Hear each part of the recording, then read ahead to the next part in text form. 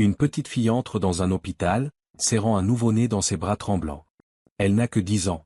Personne ne sait qui elle est, d'où elle vient, ni pourquoi elle est seule, et lorsque la vérité éclate enfin, même les médecins les plus expérimentés restent sans voix. Que s'est-il passé et comment cela a-t-il été possible? Écoutez l'histoire d'aujourd'hui jusqu'à la fin pour le découvrir, et n'hésitez pas à nous dire d'où vous écoutez.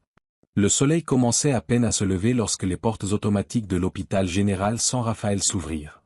L'infirmière Rosa Delgado, expérimentée et posée après 15 années aux urgences, se tenait à la réception, sirotant son café trop chaud et parcourant les dossiers du service de nuit. Une autre matinée de routine, du moins, c'est ce qu'elle croyait. Soudain, de petits bruits de pas attirèrent son attention. Elle leva les yeux, et se figea. Une petite fille, pas plus de 10 ans, entra dans l'hôpital.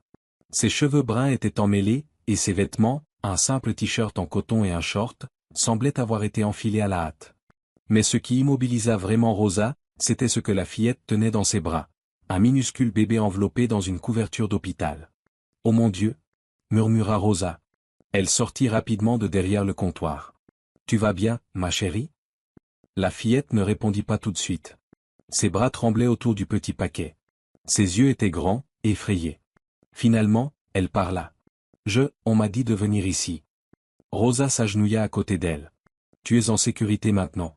Je peux voir ce que tu portes ?» Délicatement, Rosa écarta un coin de la couverture.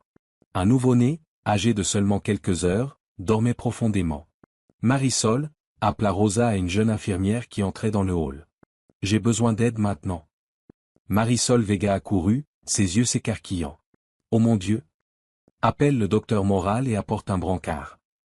Tandis que Rosa restait agenouillée devant la fillette, elle parla doucement. « Comment tu t'appelles, mon cœur ?»« Sophia », répondit la petite fille, presque inaudiblement. « Sophia, tu es incroyablement courageuse. Peux-tu me dire ce qui s'est passé ?» Sophia baissa les yeux vers le bébé. « Je me suis réveillée, il était là. Ça fait mal. » Le cœur de Rosa se serra. Le docteur Adrian Moral arriva au moment où Marisol amenait le brancard. Rosa lui résuma rapidement la situation. La fillette a environ 10 ans. Elle a apporté un nouveau-né. Elle dit qu'elle a mal. « Bonjour Sophia, » dit doucement le docteur Moral. « Nous allons prendre soin de toi et du bébé. Est-ce que ça va si nous t'aidons à t'allonger ?» Sophia sembla effrayée. « Vous n'allez pas me l'enlever, hein ?»« Non, » répondit le docteur Moral avec douceur. « Il restera avec toi. Nous voulons seulement t'aider. » Dans la salle d'examen, ils installèrent Sophia sur un lit. Rosa resta près d'elle. « Tu as de la famille à qui on pourrait téléphoner ?» demanda-t-elle. Sophia secoua la tête. « Je ne sais pas. Je veux pas qu'il se fâche. »« Ce n'est pas grave, » dit le docteur Moral. « Tu es ici maintenant. C'est tout ce qui compte. » Ils examinèrent le nouveau-né. « C'est un garçon, » murmura Rosa. « On dirait qu'il n'a que quelques heures, » ajouta le docteur Moral. « Il faut faire des tests. »« Comment il s'appelle, Sophia ?» demanda Rosa. Sophia regarda le bébé. « Je peux lui donner un nom ?»« Bien sûr. » Après un moment, elle murmura. « Emmanuel. Comme Dieu avec nous. » Une assistante sociale, Teresa Dominguez, arriva à l'hôpital, son expression mélangeant professionnalisme et compassion. Elle était accompagnée de la psychologue pour enfants, le docteur Elena Castillo, une femme douce et calme avec des décennies d'expérience auprès d'enfants traumatisés. Les deux femmes approchèrent de la chambre de Sophia, conscientes que ce qu'elles allaient découvrir pourrait changer la vie de la fillette. En entrant, Teresa se pencha avec un sourire chaleureux. « Bonjour, Sophia. Je m'appelle Teresa, et voici le docteur Castillo. Nous sommes ici pour parler avec toi, t'écouter, et aider toi et le petit Emmanuel. Est-ce que tu acceptes qu'on te pose quelques questions ?» Sophia acquiesça timidement. Docteur Castillo ajouta doucement. « Tu es très courageuse, Sophia.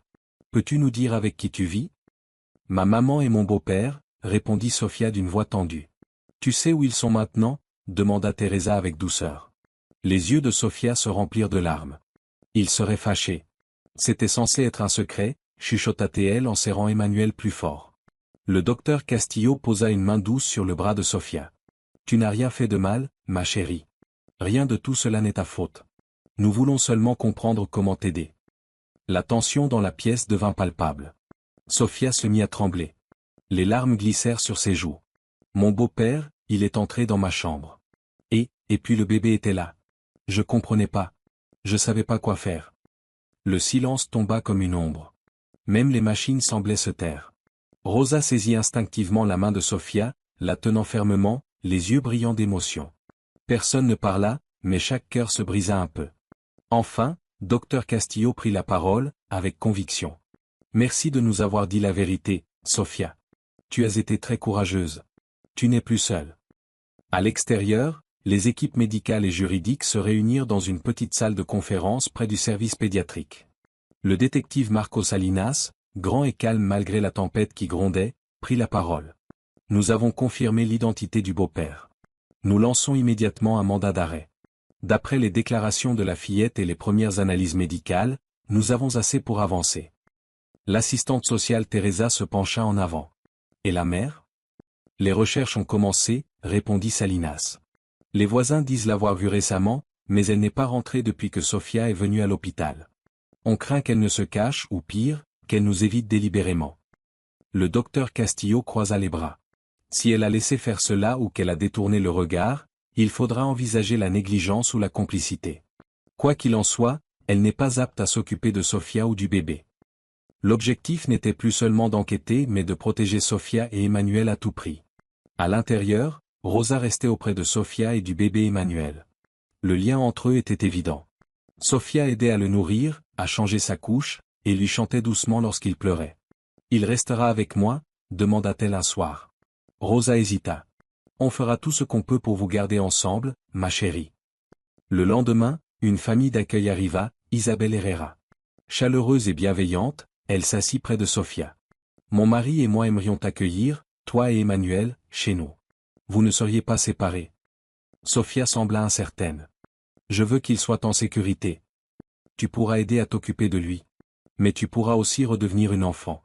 On t'aidera pour les deux. » Isabelle lui montra des photos de leur jardin de tournesol. Les yeux de Sofia s'illuminèrent. « J'aime les tournesols. » Ce soir-là, Sofia demanda à Rosa. « Tu crois que je suis une mauvaise personne parce que je veux garder Emmanuel ?» Rosa secoua la tête. « Pas du tout. Tu es une fille aimante et courageuse. Et il a beaucoup de chance de t'avoir. » La nuit venue, la chambre d'hôpital ne semblait plus froide.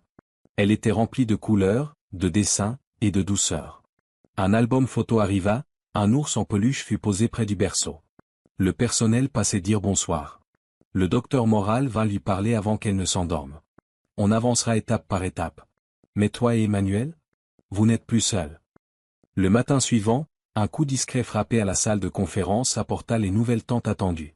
Le détective Salinas entra. « Nous avons confirmation, dit-il d'un ton grave. Le beau-père de Sofia a été arrêté tard dans la nuit. On l'a trouvé alors qu'il tentait de franchir les frontières de l'État, probablement pour fuir. Il n'a opposé aucune résistance, mais refuse de parler. Les charges sont en préparation. » Teresa, toujours inquiète, demanda. « Et la mère ?» Salinas secoua la tête. « Toujours portée disparue. Les voisins disent ne pas l'avoir vue. Certains pensent qu'elle se cache. Vu les circonstances et son absence de protection envers sa fille, nous allons recommander le retrait de la garde. » C'est déchirant, murmura le docteur Castillo. L'absence d'une mère dans un moment pareil. Sofia mérite tellement mieux.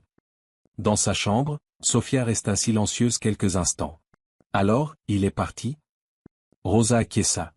Oui, ma chérie. Il ne pourra plus jamais te faire de mal. Et nous faisons tout pour retrouver ta mère, mais pour l'instant, l'important, c'est toi et Emmanuel. Quand on lui dit cela, Sofia murmura. On pourra aller bientôt chez Madame Herrera? Dès que tu seras assez forte, répondit Rosa. Elle choisit déjà des livres pour toi. Plus tard dans la soirée, après avoir nourri Emmanuel, Sofia demanda. Tu crois qu'un jour il m'oubliera? Jamais, répondit Rosa. Et nous ferons en sorte que non. Alors que Sofia et Emmanuel dormaient sous la douce lumière de l'hôpital, Rosa veillait. Ce n'était que le début, mais ils n'étaient plus seuls. Une nouvelle famille faite d'étrangers qui avaient choisi d'aimer se formait dans les ombres silencieuses de la douleur. Et cette fois, ils seraient protégés. Que feriez-vous si vous étiez à la place des médecins, ou même à la place de Sofia? Avez-vous déjà entendu parler de cas similaires dans la vraie vie? La maltraitance et ce genre d'incidents sont souvent gardés secrets dans les familles, mais ces enfants doivent avoir une voix et ne devraient jamais vivre de telles choses. Dites-nous en commentaire et merci d'avoir écouté Storyline Narrative.